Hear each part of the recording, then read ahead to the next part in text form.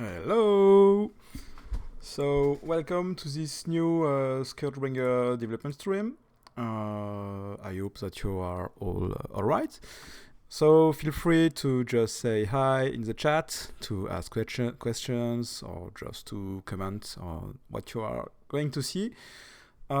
If you followed last week stream or maybe our newsletter, you may be knowing that I am not working anymore full-time on ScourgeBringer because we are right now porting a game for another studio to the Nintendo Switch.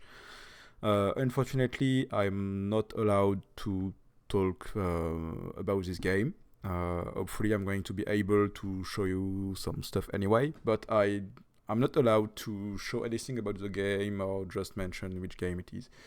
But I'm going to try to still explain you what we are doing on this port and where we are struggling and how things are going. But we're still trying to work on ScourgeBringer. So maybe about half of the week we've been working on ScourgeBringer. So I still have some stuff to show. The first thing I want to show you about ScourgeBringer, so I'm just firing up our game editor. It's about the animation tool. So the boss animation tool, it's pretty much done now. At least what I wanted to do about the basic feature set of this tool. And so right now we are able to do all kind of animations, including rotation, translation, and so on. And it's plugged into our engine, and it works fairly well. There are still about a couple of bugs in, but it's quite okay for now. So what I couldn't do last week, but that I can do now. It's all about the rotations, because I can now rotate parts, which was not quite possible last week or are still a bit bugged. But now we can manage this, and what's cool is that we can manage the hierarchy of each part. Like I told you last week, it's not that obvious sometimes to figure out how rotation works when there is a bone hierarchy. You have to make sure that all the rotations are propagated correctly, and that when you animate something and still translate it, you should be able to move things like you would expect out of something like a real life ragdoll, that you should be able to grab just one part and move it on a natural way. And that's not always trivial to figure out, but I'm pretty much good with this now. So I can just try to create a new kind of rotation. So if I just put my enemy here, you'll see that my animation is trying to play with an angle. It's still a bit strange because I'm trying to edit an animation like a bit randomly. But if I just try to create a new animation, and if I want to create something like an idle animation, I just want to have the different arms to move a bit, just to have a sense of life. I'm going to try to take one arm and add some keyframes for rotations. And I'm going to toy a bit around with the rotation a bit. Okay, here, and just here. And if I play this, what is it? So you see that it can be quite easy to start moving on and compose animation with this kind of tool. I can also have some movement here with a rotation, just going to try to move like this. So you see it can get quite simple, You just have to define keyframes to define position and angles of each keyframes, and there's going to be a blend between each keyframes. And you can also change the way it blends. You have different kind of easing or tuning functions. Like the expo out is something that you are going to see quite well, because it gets the feel that things are getting very fast at first, or something a bit funny like the bounce in out, because it's really something that makes you feel that a movement is bouncing. Well, this tool is pretty much done now. There are still a couple of things that I'm going to do, like plug in our weapon system. It's just the tab here.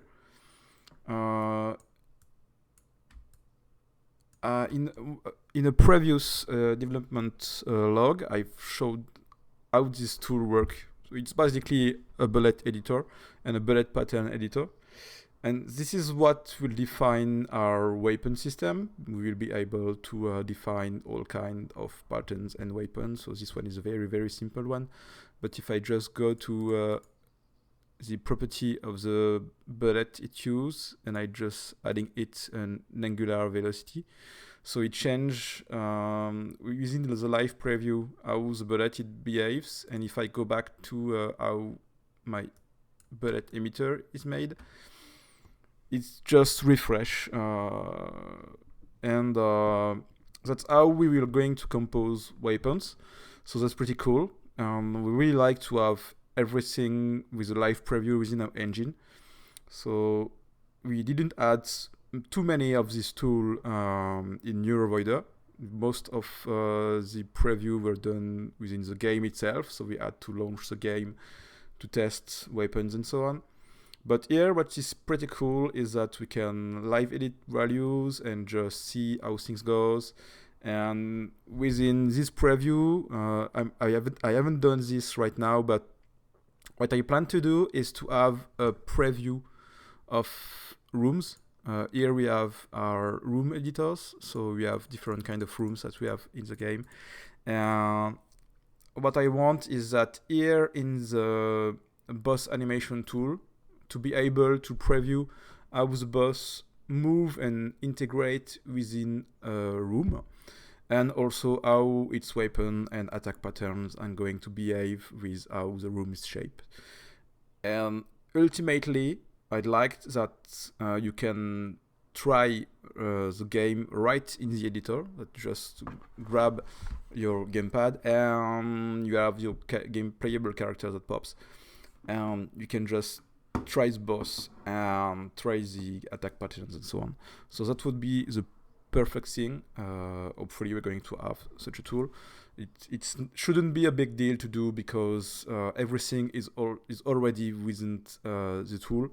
I mean, the engine is running right now just behind the tool. What you see within the white rectangle, it's the engine itself. So it's basically the game running behind, but right now there's no level, there's no playable character, but it shouldn't be a big deal to have everything here.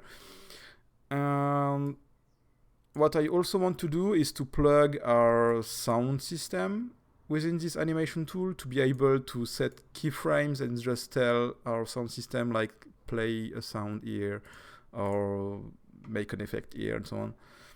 So right now there's absolutely no sound in our current prototype and engine, but once we are going to get there, I'm going to add everything that is sound within the engine, like also adding all the sound triggers within our weapon editor, or maybe also environmental sounds within our room editor.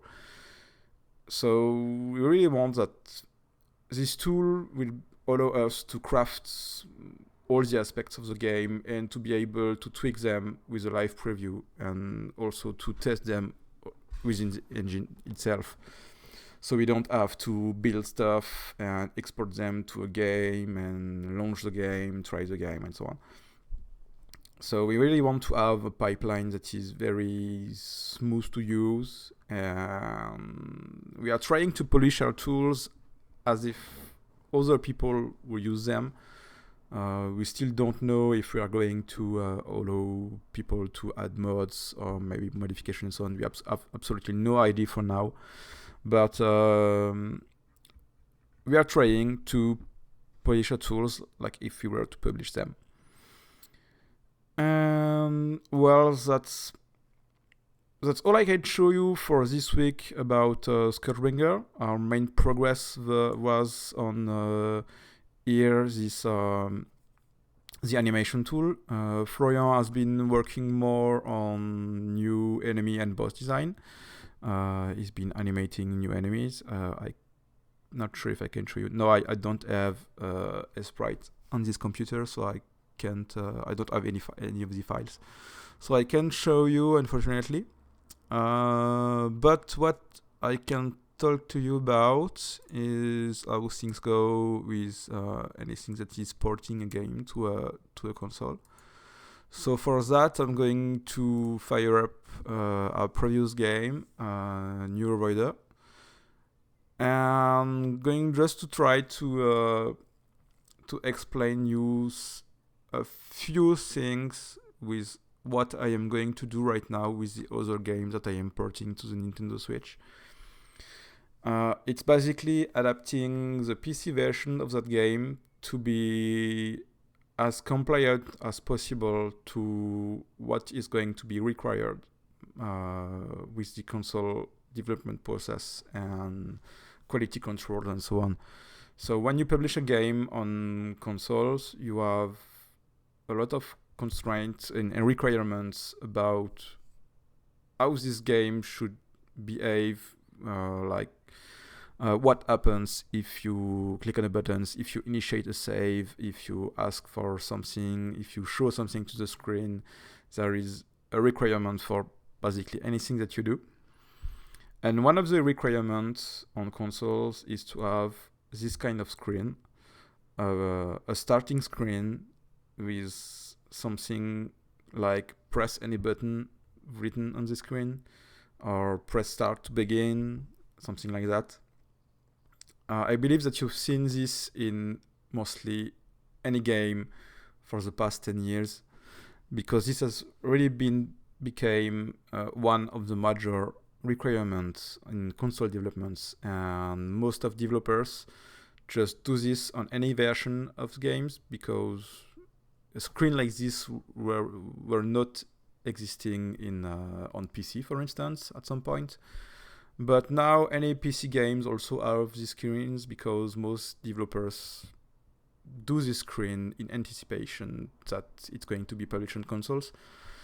So just to have the same, it's just a matter that you have the same build. And why this screen and why is it like so?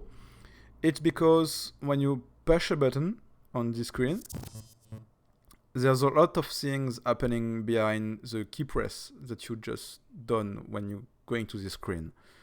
So it's a screen that allows us to know what gamepad you are using. For instance, if you have multiple gamepads plugged into a console or in a PC, it's this simple key press allows us to know which gamepad you are holding and to start initiating this as your default device.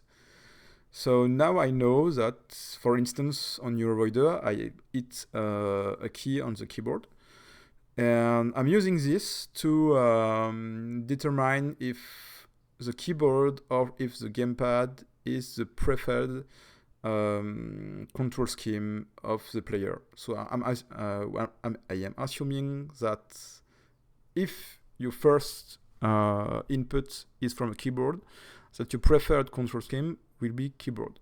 So the game will be automatically pre-configured to better work and interact with a keyboard. For instance, it's going to show different kind of inputs. I don't know what to say, but on the screen, on most screen you will have some inputs and input symbols, like here on the bottom you have the select button and the credits button. It's mixed right now because there is the PlayStation button symbols and the keyboard symbols, but if I go to settings, I'm able to change between PlayStation and Xbox. We also have the set of the Switch buttons, but since mostly nobody is playing with Switch controller on PC, we didn't take time to backport them into our PC version. But yeah, I'm a bit well. I was talking about console porting, but I was about to talk to you about dynamic stuff that exists within our engine. I don't know if I can show you, but if I unplug the gamepad, the interface of NeuroVoider will automatically detect that and remove any mentions of what a gamepad is. And if you plug it back, it's going to be back up and running again with a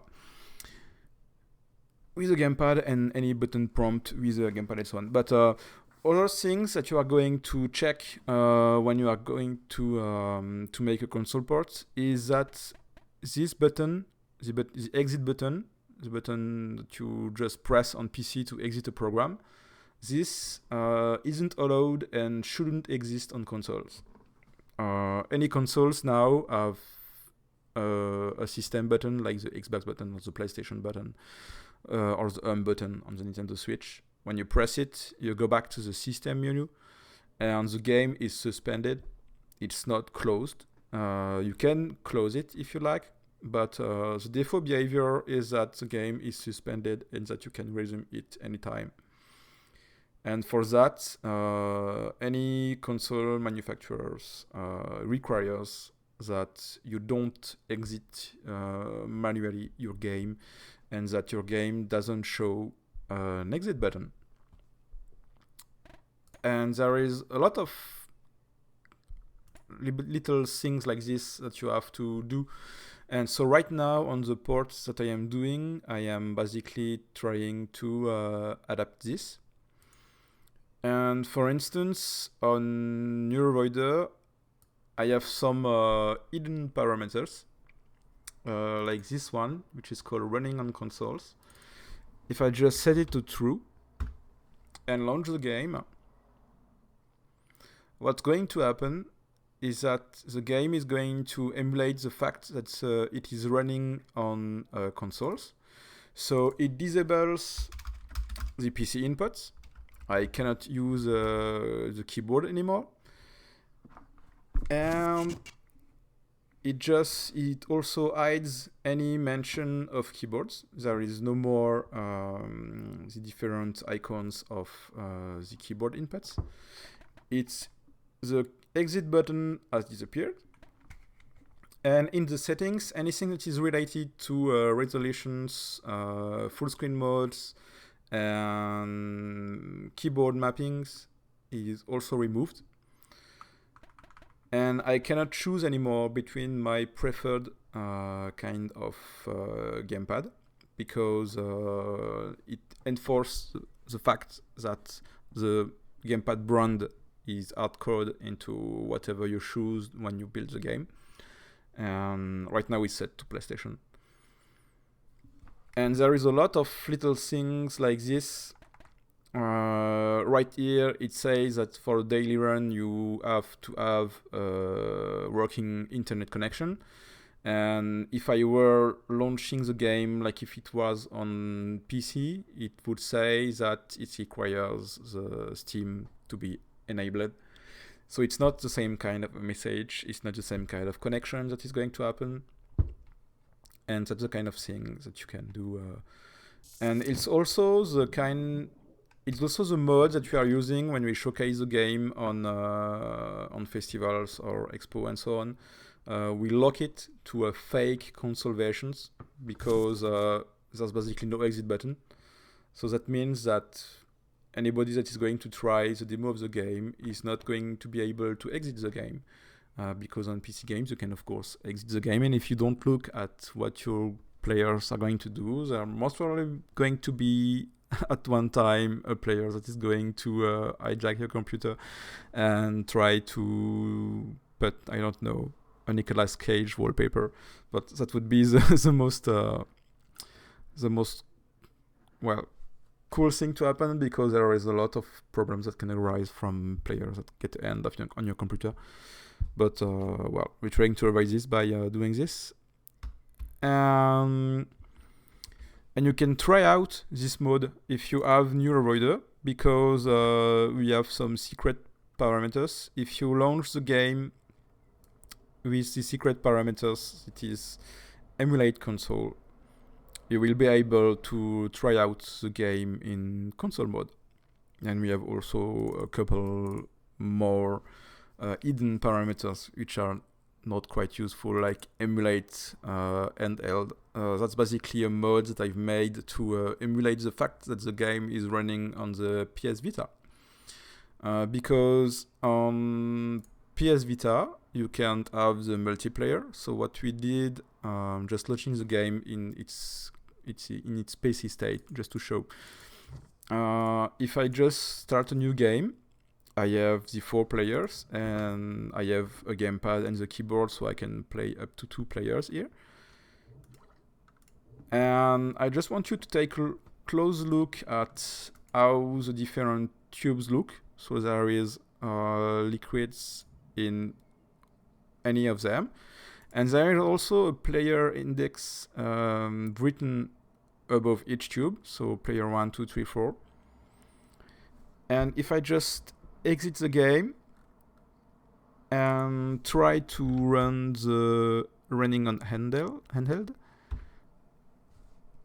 and run that, it's going to emulate the fact that it's running on PS Vita. So the difference here is that the daily run mode is missing, because we didn't implement it on the PS Vita, so it's basically absent. And if I go into a new game, right now it's a mix between, because I forgot to check the running on consoles, so it's simulating an handheld console that wouldn't be a consoles, but a PC version. So if I just go back and just put running on consoles and running on handheld,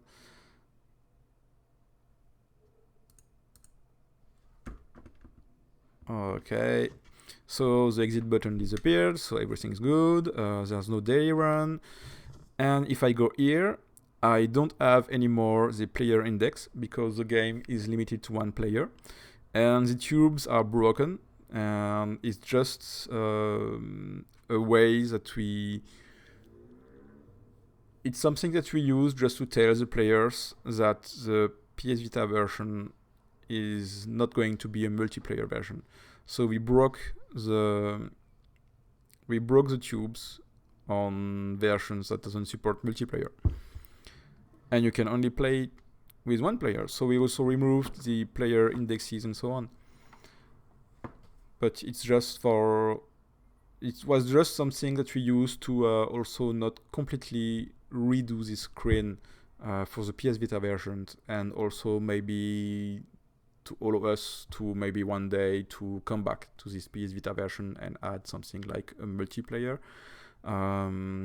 Because things that you can do on the PS Vita, it's add multiplayer with a TV. If you play the game on a PlayStation TV, and you can just have up to 4 gamepads plugged in, and there is a few games that use this mode to allow the PS Vita version to have a local multiplayer. So that's things that I'm right now implementing in the new game, so I'm trying to port on the Nintendo Switch.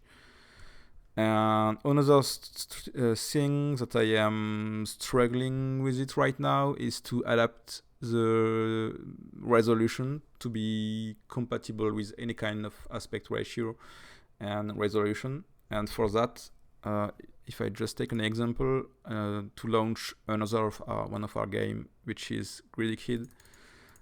Greedy Kid has a dynamic resolution. It means that if I just grab the window and try to resize it to any kind of aspect ratio, it's going to force the game to render with 60 in a 60/9 ratio. It seems pretty simple.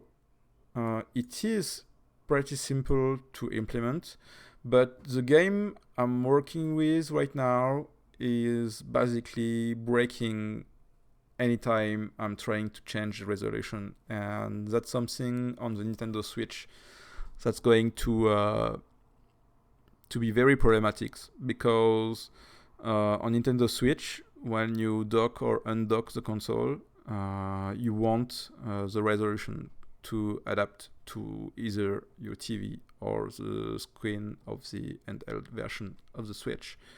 And the resolution is not the same, and the game should be able to flip from one resolution to another. And right now, the other game I'm working on, every time you change the resolution, there's absolutely anything that is rendered correctly. There is everything that is messed up. So I'm trying to figure out tricks to just be able to move smoothly with this and just work around it. But right now it's still a bit tricky. And the last thing that I'm going to show you, it's quite technical. I don't know if you're really going to be interested if you're into knowing this, but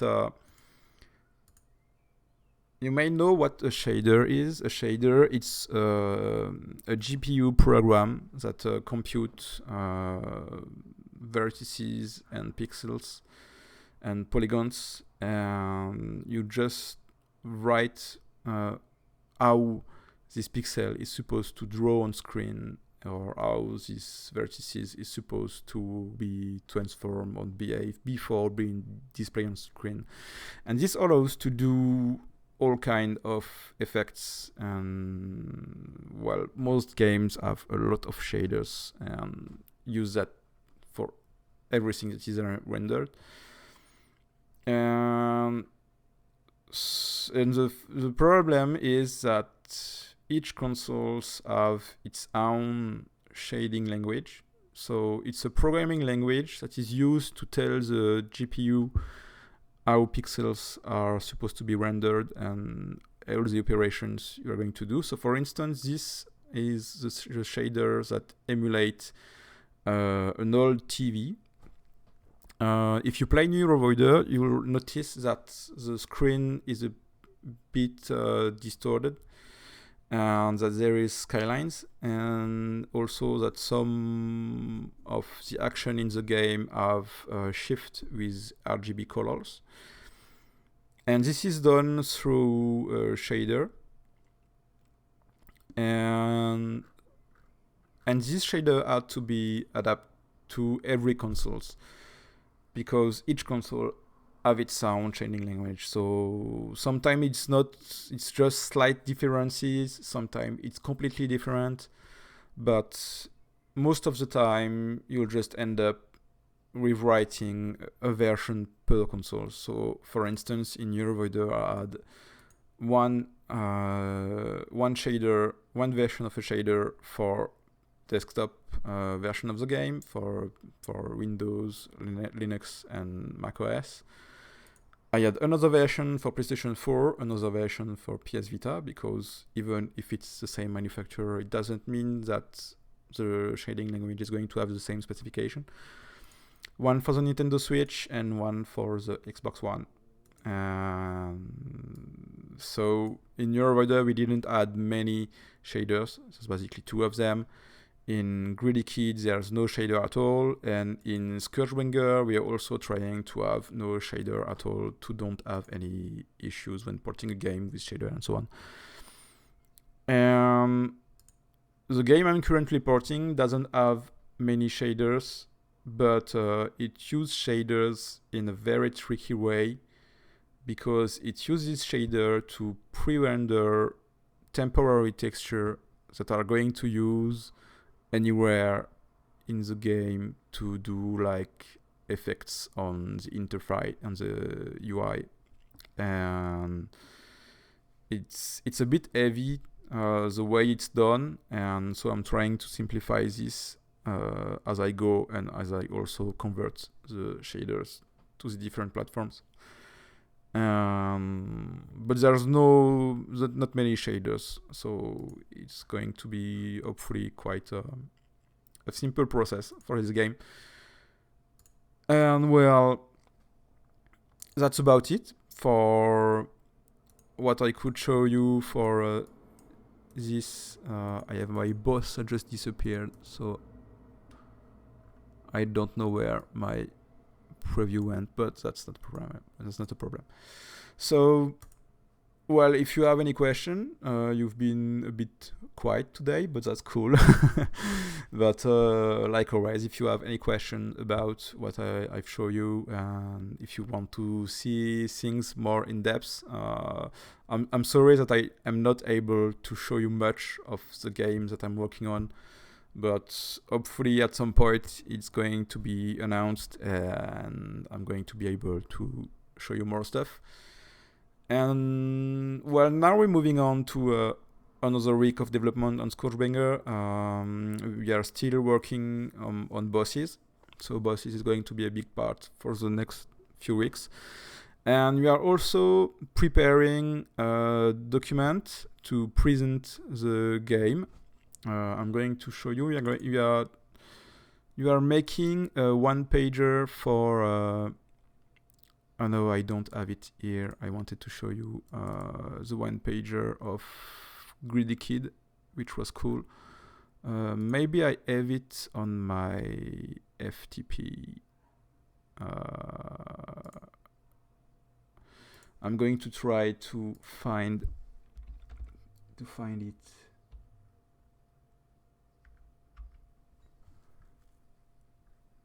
Just to explain you what we are working on right now for the game, for ScourgeBringer. We are preparing, in fact, a document that we will going to show to publishers. So it's a simple document that is about 1 or 2 page long, and it allows us to just see. No, I'm sorry. I'm lost in my own thought. Just the time that I just find the document, and everything will be clear once I find it. And here I have it. Okay. I need to find that. So desktop presentation sheet. Nope. And here it is. So this is a 2, 3, 4, 5. Okay, 5, even 6. Well, but it's a document. It's a document that we sent to publisher when we were trying to get publisher on games, and we are basically doing a document like this for each of our game. Once we are set on most of the aspects of the game and how to present it. So what we do is a simple document that just presents the game in a fancy way with all the information that a publisher would need to just try to think about working on that game. So there is very basic informations like what are the target platforms, what are the other comparable titles, how you compare to concurrent titles, when you are targeting to release it and at which price, and so on. And also a description of the game with anything that is called key select point.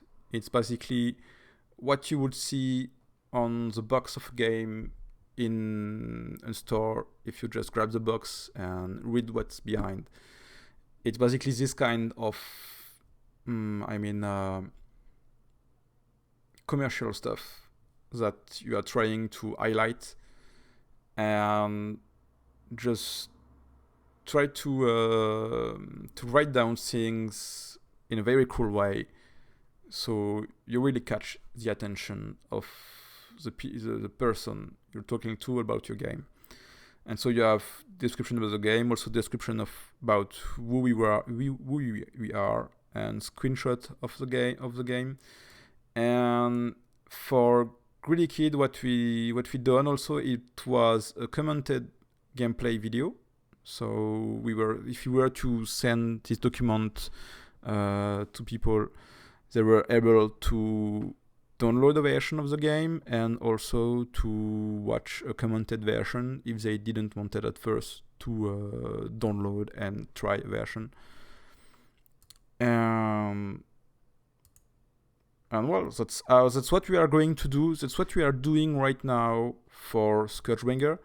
We are trying to put together a document to present the game, because we are about to send this document and a prototype demo of the game to publishers, because we are starting to look for publishers, because we'd like to have to be able to meet with people at the Gamescom, which is happening next month, and also because we will need a publisher to finish the game.